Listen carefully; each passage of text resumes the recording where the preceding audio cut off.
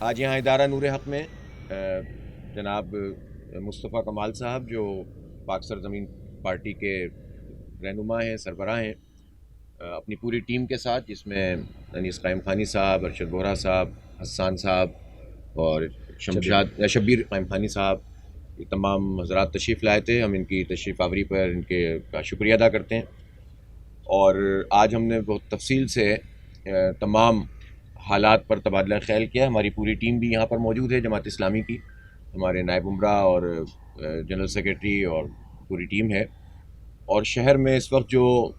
صورتحال ہے پورا صوبہ سندھ میں، اس پر ہم نے بہت تفصیل سے تبادلہ خیال کیا ہے۔ خاص طور پر جو ترمیمی بل آیا ہے سندھ اسمبلی میں اور 2 مرتبہ یہ پاس بھی ہو گیا ہے، اور اس بل کے نتیجے میں جو پاکستان پیپلز پارٹی نے اپنا ایک فاشسٹ قسم کا اور فسطائیت والا رویہ اختیار کیا ہے، اور ایک ایسی اکثریت جو انہیں اس لیے حاصل ہوئی ہے کہ وہ مقامی لوگوں کو استحصال کر کے جبراً ان کو دبا کر جو وڈیرے اور جاگیردار برسر اقتدار آ جاتے ہیں،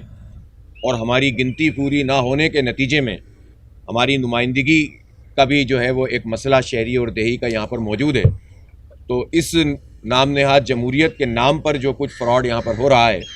اور اس میں سبھی لوگ تقریباً شامل ہیں جو ہماری گنتی بھی کم کرتے ہیں، جو ہمیں پورا بھی نہیں ہونے دیتے، جو ہماری نمائندگی پہ بھی ڈاکہ ڈالتے ہیں، ہمارے وسائل پہ بھی،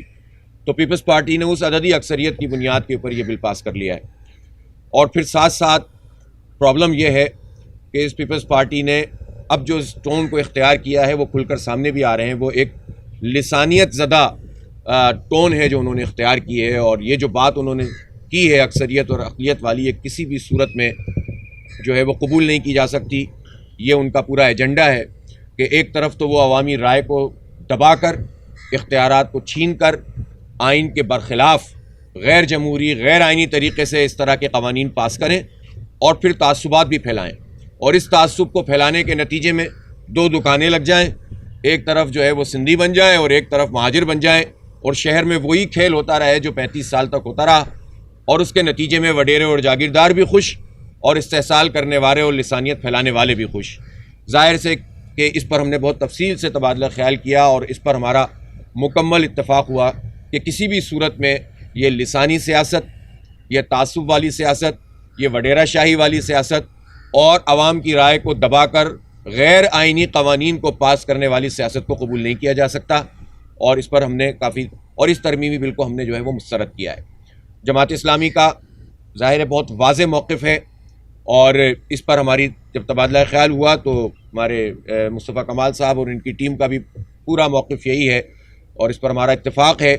کہ یہاں پر ایک با اختیار شہری حکومت کا نظام قائم ہونا چاہیے، جس میں واقعتاً ڈیولوشن آف پاور ہو، اور اس کے لیے جو ہے وہ آئین میں بھی اضافی طور پر ایک ٹیئر آف گورنمنٹ کے طور پر ایک پورا چیپٹر ہونا چاہیے، کہ تاکہ جس طرح فیڈرل گورنمنٹ اور پروونشل گورنمنٹ کی تمام تر چیزیں طے شدہ ہیں، اسی طرح سے لوکل گورنمنٹ کی بھی تمام تر چیزیں جو ہے وہ طے شدہ ہونی چاہیے۔ صرف آرٹیکل 140A پر اس معاملے کو نہیں چھوڑا جا سکتا، جس کی انٹرپریٹیشن لوگ اپنی اپنی مرضی سے کر کر لوگوں کا استحصال کر رہے ہوتے ہیں۔ اسی طرح سے اس پر بھی ہمارا اتفاق ہے کہ ہم اپنے اپنے پلیٹ فارم پر بھرپور طریقے سے اس بل کی مخالفت بھی کریں گے، مزاحمت بھی کریں گے، اور ہم انشاءاللہ تعالی ملاقاتوں کا یہ سلسلہ بھی جاری رہے گا۔ میں یہ ضرور چاہوں گا کہ اس بل کے حوالے سے جو بھی پی ایس پی کا موقف ہے، اور کراچی کے با اختیار شہری حکومت کے حوالے سے اور آئین میں اس ترمیم کے حوالے سے، اس پر ہم پی ایس پی کے اس موقف کو بھی اور مصطفیٰ کمال صاحب کے اس موقف کو سراہتے ہیں، اور یہ کوششیں کر رہے ہیں۔ اس کو ہم جو ہے وہ خیر مقدم کرتے ہیں، اس کا تحسین کی نگاہ سے دیکھتے ہیں، اور جماعت اسلامی بھی بہت واضح طور پر یہ موقف رکھتی ہے کہ اس بل کو ہی نہیں بلکہ وہ پورا نظام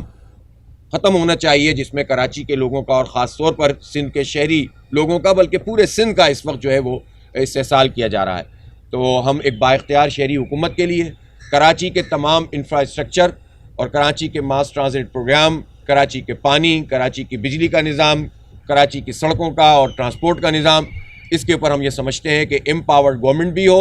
اور کراچی کو وہ وسائل ملنے چاہیے جو اس کا حق ہے۔ خیرات میں چیزیں بانٹ کر اگر فیڈرل گورنمنٹ اور صوبائی حکومتیں یہ چاہیں اور یہ سمجھیں کہ ہم نے کراچی کے 3 کروڑ لوگوں کو جو ہے وہ خیرات میں چند بسیں دے دی ہیں، یا خیرات میں جو ہے وہ ان کو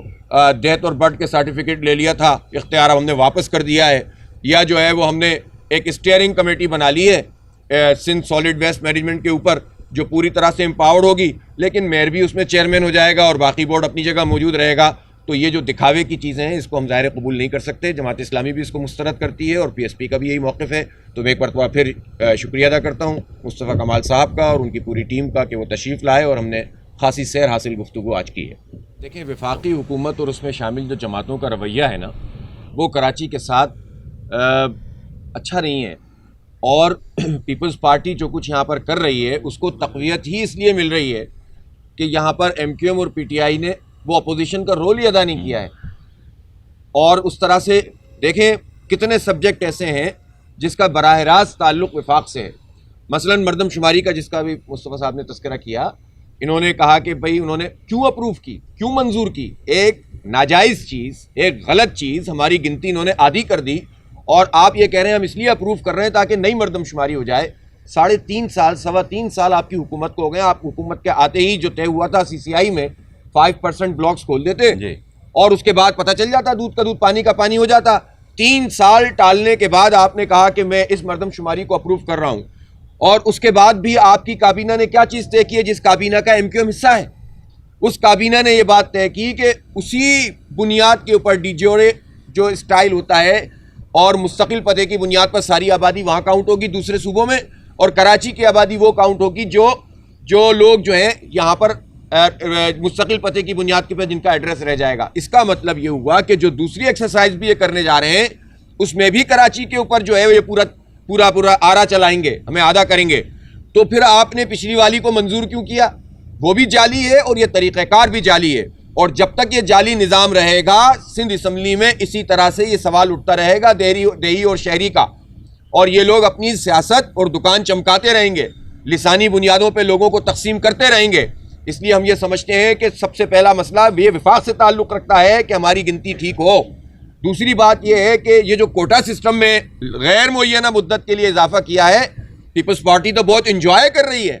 کہ کام اس کا ہے اور کر رہی ہے پی ٹی آئی اور ایم کیو ایم. ایک ایس آر او کے ذریعے پرائم منسٹر نے غیر معینہ مدت کے لیے کوٹا سسٹم میں اضافہ کر دیا ہے. آپ کو تو سب سے زیادہ یاد ہوگا مصطفیٰ بھائی، شہر میں چوکنگ کیا ہوتی تھی؟ جی بالکل، کہ ٹی وی بیچو، وی سی آر بیچو، اسلحہ خریدو، کوٹا سسٹم نامنظور.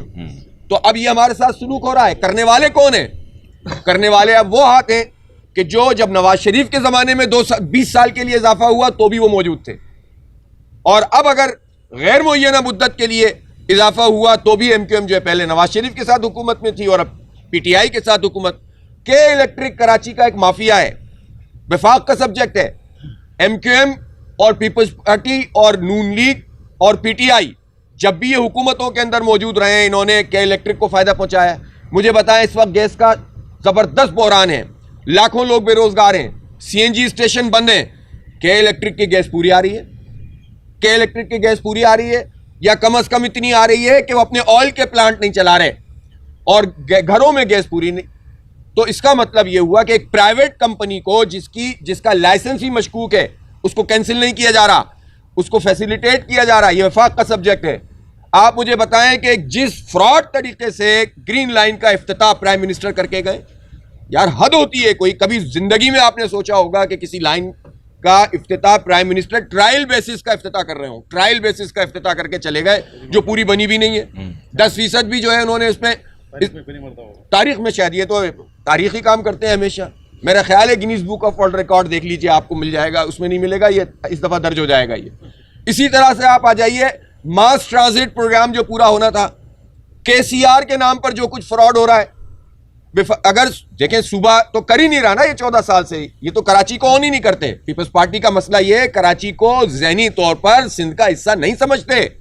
صرف کرپشن کے لیے سمجھتے ہیں، صرف بھرتیوں کے لیے سمجھتے ہیں، صرف تعصبات کو پروان چڑھانے کے لیے کراچی پہ قبضہ ہے. کراچی کو اپنا حصہ نہیں سمجھتے. اگر سمجھتے ہوتے تو یہ جو 14 مرتبہ افتتاح ہوا ہے کے سی آر کا، یہ کسی نہ کسی جگہ پر کراچی سرکولر ریلوے پہنچ جاتا نا، اور کسی نہ کسی. لیکن جو افتتاح یہ کر کے گئے پرائم منسٹر 2-3 مہینے پہلے، انہوں نے بھی جو ہے ان کو پتہ ہی نہیں ہے کانٹریکٹر کون ہے, کنسلٹنٹ کون ہے, ٹائم پیریڈ کتنا ہوگا, ری سیٹلمنٹ پلان کیا ہوگا جو لوگوں کو ہٹایا جائے گا, جس پہ کتنی کمپنیاں چھوڑ کے چلی گئی. انہوں نے کہا کہ پہلے ہمیں ریہیبلیٹیشن اور ری سیٹلمنٹ پلان دو, اس کے بعد جو ہے وہ ہم ایگزیکیوٹ کریں گے. تو KCR ہو, پانی, میں آپ کو پوری ذمہ داری سے کہتا ہوں, ظاہر ہے کہ آپ میئر رہے ہیں, آپ جانتے ہیں اس بات کو کہ جب KV فیڈر سے پانی K4 کے منصوبے میں نہیں آئے گا اور اس کے لیے کوئی کام نہیں ہو رہا, تو اگر یہ K4 جس طرح 2 سال میں کہہ بھی رہے بن بھی گیا, تو آگے کا سسٹم بھی نہیں ہے, پیچھے سے پانی کا سسٹم بھی نہیں ہے, پانی کی سینکشن بھی نہیں ہے, تو یہ کیسے کراچی کو پانی ملے گا 2 سال میں؟ یہ جھوٹ بول رہے ہیں, دھوکہ دے رہے ہیں. ذمہ داری سے کہہ رہا ہوں, یہ نہیں لا سکتے, یہ نہیں کر سکتے,